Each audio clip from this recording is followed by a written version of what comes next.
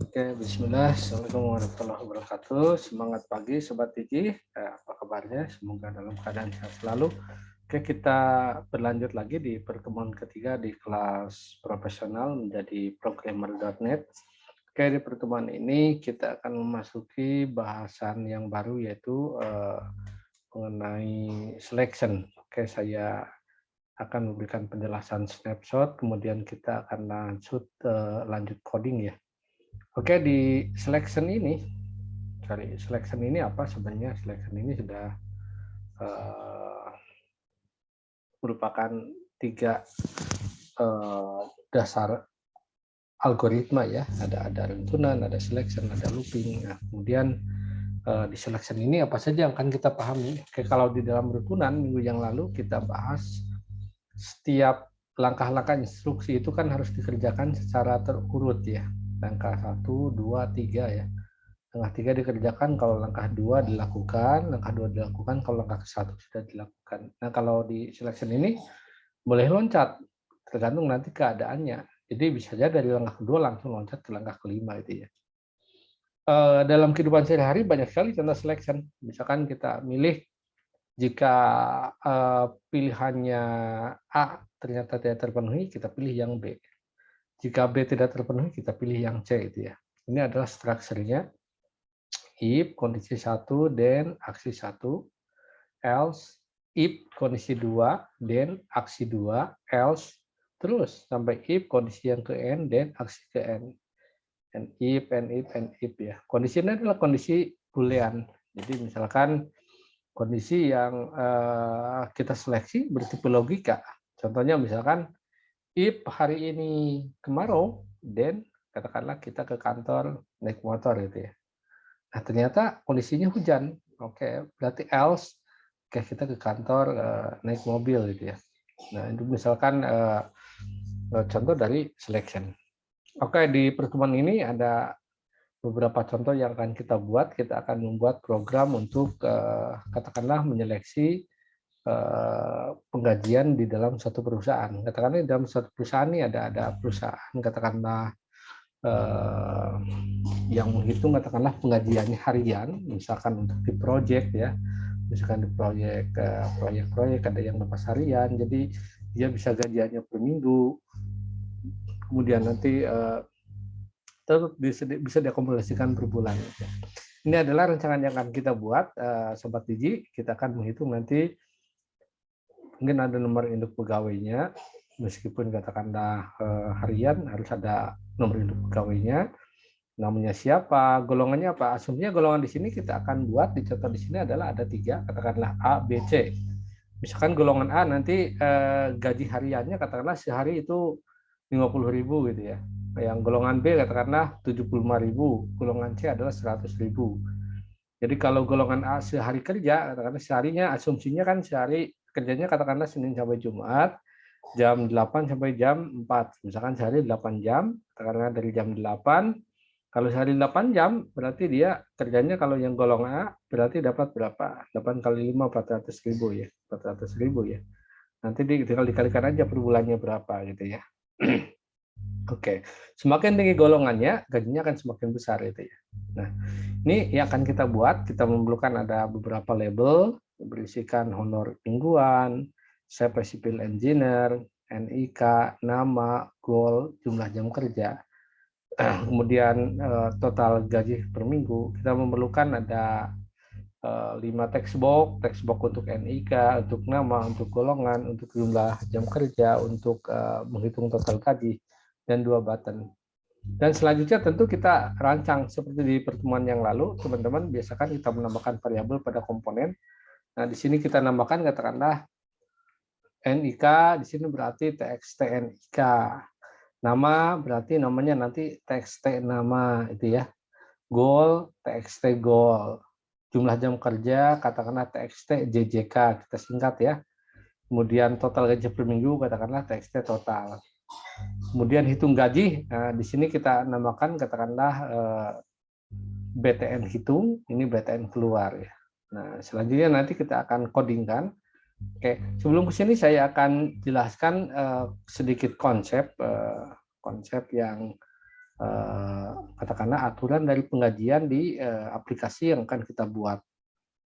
Oke, katakanlah tadi ya, di golongan ini, katakanlah di golongannya ada 3 nih aturannya, katakanlah golongannya tadi ada golongan A, katakanlah honor per jamnya 50.000, kemudian golongan B 75.000, kemudian golongan C 100.000. Jumlah jam kerja normalnya katakanlah JJK, jadi JJK itu adalah jumlah jam kerja normal, katakanlah kita tulisnya ya. Itu adalah sama dengan 40, asumsinya gitu ya. Tadi kan dia kerja Senin sampai Jumat, satu harinya kan 8 jam, 8 kali 5 kan 40 gitu ya. Nah, artinya kalau dia normal, artinya kan seminggunya 40 jam. Kalau sebulan berarti dikalikan 4 aja ya, 4 minggu kan ya. Nah, kemudian katakanlah kalau asumsinya dia lembur, nah asumsinya kalau lembur, nanti katakanlah semuanya akan dihitung sama, katakanlah per jamnya 150.000 gitu ya. Jadi di sini kita berarti banyak variabel yang harus kita buat ya. Nah, nanti kita memerlukan variabel yang namanya golongan. Berarti ini tipe datanya berhubungan dengan keuangan apa nih teman-teman ya? Ya bisa double ya mungkin ya, jaga-jaga melewati data integer. Kemudian JJK, lembur, tadi ada nama, ada NIK itu ya. Nah, berarti di sini asumsinya yang harus kita pahami gini. Jika tadi katakanlah jumlah jam kerja katakanlah kurang dari sama dengan 40 atau jam normal, ini gimana nih? Berarti tadi si golongannya dikali upah per jam. Jadi kita menghitungnya adalah berdasarkan golongan ya. Tetapi jika tidak, berarti ada else sini ya. Nah, else berarti apa? Kalau lebih dari 40 jam, artinya dia akan lembur ya. Maka lemburnya harus kita hitung dulu gitu. Baru dihitungkan yang kedua totalnya di sini. Ya. Nah, ini jadi artinya program itu harus bisa menjamin bahwa kalau si programnya sama dengan jumlah jam kerja, atau katakanlah dia kurang dari jam kerja, katakanlah dia per minggu kerjanya hanya 2 hari, itu artinya hanya 16 jam. Maka programnya jangan sampai menghitung yang dia dapat seminggunya full itu. Begitupun ketika dia kerjanya tetap sama dengan 40 jam atau ketika dia lembur. Nah, ini yang harus diperhatikan oleh seorang programmer ya. Jadi program itu harus diperhatikan bahwa si konsep logikanya akan sesuai dengan proses bisnis yang dikehendaki oleh si perusahaan itu ya. Atau aturan yang berlaku. Oke, saya langsung masuk ke kita ke .NET-nya, kita akan langsung praktekkan. Oke, di .NET ini rancangan yang akan kita buat ya. Jadi ini misalkan siapa civil engineer, oke ini ya. Tadi yang kita buat ada honor mingguan, CP civil engineer. Nah ini yang tadi saya jelaskan, ini berarti namanya TXT-NIK. Caranya sama seperti di minggu yang lalu saya jelaskan. Klik di name-nya TXT-NIK. Ini TXT nama, ini TXT goal, ini TXT JJK, ini TXT gaji atau TXT total, silahkan teman-teman. Yang penting konsisten saja ya. Ini BTN hitung, ini BTN keluar. Nah, kemudian kita akan buat script kodenya, itu yang saya jelaskan ya. Oke, saya akan jelaskan mengenai dari pembuatan kelas variabelnya, variabel global. Kalau teman-teman perhatikan di sini, saya menambahkan ada yang namanya konstanta, ada yang namanya variabel ya. Jadi kalau variabel itu kan bisa berubah. Konstanta itu sifatnya tetap, makanya yang sifatnya tetap kita bisa deklarasikan di konstanta. Misalkan const, kata cadangannya berarti di .NET itu const, const jam normal 40. Asumsinya jam normalnya adalah 40.000. Kemudian upah lembur, katakanlah untuk semua golongan tadi saya tuliskan katakanlah 150.000 gitu ya. Jadi kalau lembur ya katakanlah ini perusahaannya baik gitu ya, jadi yang 50.000 tadi golongan A, golongan B, tetap dia dikasih lebih besar gitu, karena lembur itu asumsinya dia kerja di luar batas waktu kerjanya, jadi saatnya harusnya pulang, dia masih lanjut kerja gitu ya. Nah, kita deklarasikan di sini. Nah, ini kok ada tanda petik untuk apa? Ini untuk membuat komentar di .NET itu pakai tanda petik ya, satu ya. Ini kalau kita tidak pakai ini otomatis jadi error. Ini apa maksudnya gitu ya? count upah lembur 15.000, 150.000 ada spasi gitu. Tapi kalau tanda petik ini simbolnya jadi hijau ya. Ini komentar ya. Nah, selanjutnya kita deklarasikan dim nik string, berarti kita deklarasikan suatu variabel nik dengan tipe data string. Dim nama string, dim goal char. Kenapa char? Karena kita hanya memerlukan tadi katakanlah A, B, C gitu ya. Nah, kemudian dim jjks integer gitu ya. Tadi jumlah jam kerjanya berapa? Tadi kan hanya mungkin 8 jam, mungkin 16, mungkin 40, mungkin 42, mungkin 45 atau berapa gitu ya. Bisa pakai integer. Kemudian dim upah per jam S double. Karena upah per jamnya tadi golongan A 50.000, B 75.000, C 100.000 ya. Dim lembur S double, dim upah total S double. Nah, selanjutnya kita back lagi tadi ke ini saya menyediakan udah ada 4 form, nanti kita akan bahas satu-satu insya Allah ya, supaya nanti teman sobat TJ bisa tahu gimana sih codingan menggunakan variabel global, gimana sih kalau golongannya kita tidak menggunakan karakter tapi menggunakan integer gitu ya, bisa saja gitu kita buat nanti. Oke, kita back lagi ke klik di button hitung gaji ya. Nah, ini berarti kita akan membuat codingan untuk di blok yang namanya hitung gaji. Cukup banyak ya codingnya, tetapi secara konsep kalau kita sudah paham alur dari algoritmanya dan penjelasan tadi dari tipe data, kemudian dari instruksi, insya Allah tidak akan terlalu rumit ya. Nah, pertama kita akan isikan teman-teman Sobat Digi, NIK akan diisi dengan txt NIK titik teks, itu di assignment kan ya tadi ya. Semua yang diinput di txt NIK titik teks berarti dia akan masuk ke NIK gitu ya. Nama di assignment dengan teksnya nama titik teks, namanya siapa nanti masuk ke dalam variabel nama. Goal di assignment dengan teks goal titik teks, JJK diisi dengan teks JJK titik teks. Nah, ini masuk ke dalam konsep seleksinya. Bisa dilihat teman-teman, if goal sama dengan tanda petik ganda A, ya ini untuk cara membuat deklarasi selection di .NET ya. Goalnya tidak pakai titik sama dengan, then maka upah per jam sama dengan 50.000. Jadi artinya upah per jamnya di assignment dengan nilainya yang isinya adalah 50.000. Jadi bukan sama dengan ini, bukan operator logika. Tapi di sini assignment ya, diinputkan dengan 50.000. Else artinya kalau golongan if goalnya sama dengan B, then maka upah per jamnya 75.000 gitu. Else if jika golongannya sama dengan C, maka upah per jamnya 100.000. Oke, and if ini untuk menutup yang ini, kalau saya klik nih, blok birunya langsung aktif semua nih di .NET 2010 ke atas ya. Klik and if untuk and if-nya golongan B, ini and if untuk yang golongan A gitu. Jadi dan itu otomatis akan dibuatkan oleh si codingan si .NET ya. Jadi meminimalisir kesalahannya.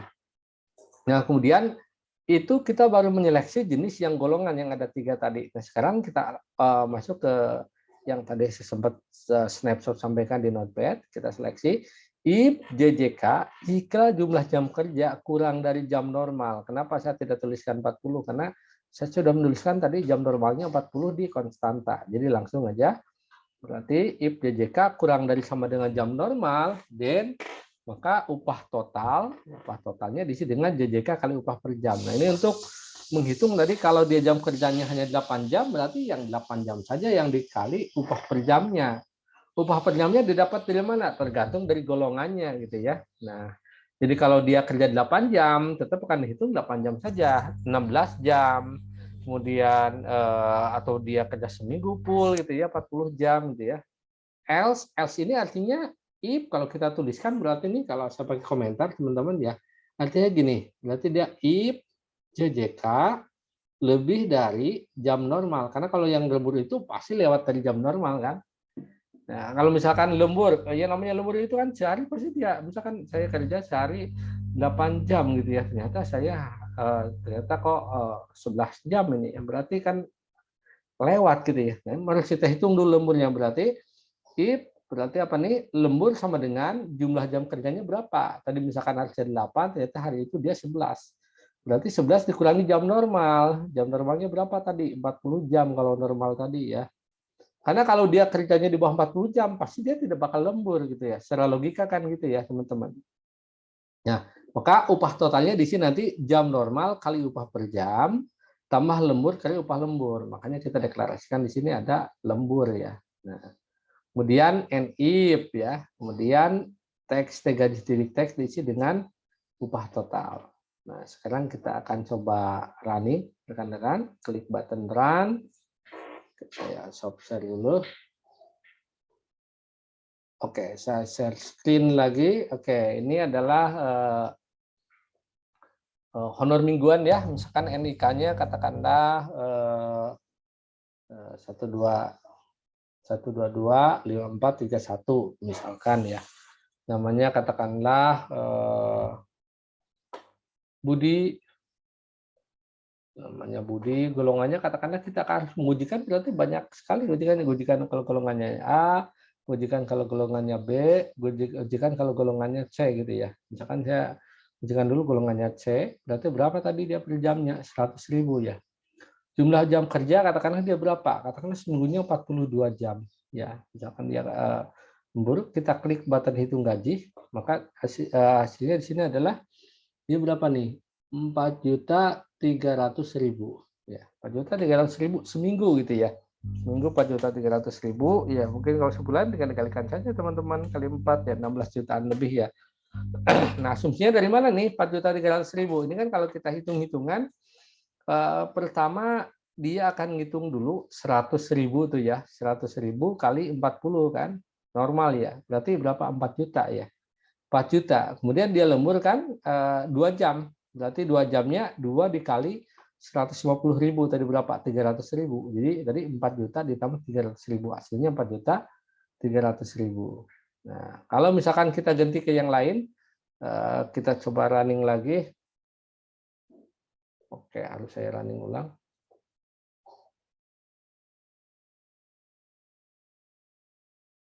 Oke, kita coba lagi.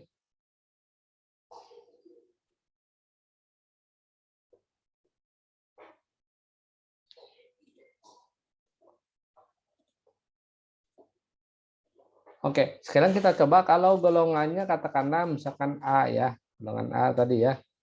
Nah, ini misalkan ID-nya, sekarang saja. Namanya katakanlah Ferry, golongannya A, dia kerjanya katakanlah hanya 40 jam, berarti pas ya. Berarti dia seminggunya dapat berapa? 2 juta ya, 2 juta ya. Oke, 2 juta. Dapat dari mana? 50.000 dikali tadi kan dia seharinya 8 jam. 8 kali 5 kan seminggu 5 hari kerja 40. 40 dikali 50.000. Jadi seminggunya 2 juta itu. Nah, kita coba kan per ini golongan A tapi kerjanya dia hanya 2 hari, katakan 16 jam. Nah, programnya jangan sampai menghitung bahwa dia itu digaji seminggu 2 juta karena dia masuknya katakanlah hanya 2 hari, kemudian misalnya 3 harinya dia cuti katakanlah. Nah, maka dia minggunya ini per minggu itu dia dapat 800.000 gitu ya. Nah, mungkin ada sedikit berbeda ya kalau penggajian kalau di kantor yang tetap, misalkan ini kan kasusnya contohnya harian lepas gitu ya kontrak. Tapi kalau misalkan pegawai tetap ya ketika dia cuti tetap aja dihitungnya per bulan itu ini ya. Oke. Ini adalah contohnya sama ya. Kalau misalkan dia golongannya B, misalkan tadi 40 jam, jadinya berapa sih? Oh, dia 3 juta gitu. Nah, programnya berarti sudah jalan ketika golongannya A, B, atau C. Kemudian programnya sudah jalan ketika tadi dia lembur ataupun tidak lembur itu ya. Oke, Sobat Digi, itu adalah contoh rangkaian yang pertama. Yang kedua saya ingin mendemokan, katakanlah si program yang tadi itu, ini kita akan buat untuk desain POM yang lain. Misalkan desain POM yang lain itu gini, katakanlah dalam implementasinya, ada kalanya kita ingin si program ini tidak tampil untuk golongan tadi itu adalah golongan yang sifatnya karakter. Tapi kita ingin kata-kata golongannya itu adalah berupa angka itu ya. Berupa angka, misalkan jika golongan 1 gitu ya, jika golongan 2, bagaimana ini seperti ini? Bisa saja kita buat. Oke, saya share screen Sobat Digi. Nah, ini adalah yang kita buat. Eh, Nah, kita programnya sama. Kita bikin CP Civil Engineering Weekly Incentive. Di sini NIK nama golongan. Cuma yang bedakan di sini saya tambahkan keterangan katakanlah golongan dalam kurung 1,23. Jadi golongannya adalah berupa angka ya, berupa angka. Nah, kemudian kita lihat codingannya. Codingannya kita lihat, coba saya perbesar. Asumsinya sama ya di sini ya, ada konstanta, jam normal, upah lembur, ada NIK, nama golongan, JJK gitu ya. Codingnya pun sama di sini. Nah, yang membedakan berarti hanya di script codingan ya. Karena pertama di golongan, golongan yang sebelumnya adalah karakter, nah ini kita ganti menjadi golongan dim goal as integer. Kenapa? Karena kita akan masukkan katakanlah golongannya golongan 1, golongan 2, golongan 3 gitu ya. Berarti di sini if goal 1 then katakanlah nih misalkan 20.000, ini 25.000, ini 30.000 ya. Mungkin ada juga yang dulu di perusahaan-perusahaan yang per jamnya masih sangat kecil gitu ya, atau juga yang sudah besar gitu ya. Nah, kesininya kan sama ya, kesininya sama ya. If JJK kurang dari jam normal, hitung sama dengan upah total jumlah jam kerja kali upah per jam. Kemudian lembur, hitung dulu JJK kurang jam normal, kemudian upah totalnya hitung jam normal kali upah per jam tambah lembur kali upah lembur. Gitu ya, Sobat Biji, saya kira itu yang saya sampaikan. Semoga bisa bermanfaat buat karir dan kehidupan rekan-rekan. Terima kasih. Assalamualaikum warahmatullahi wabarakatuh.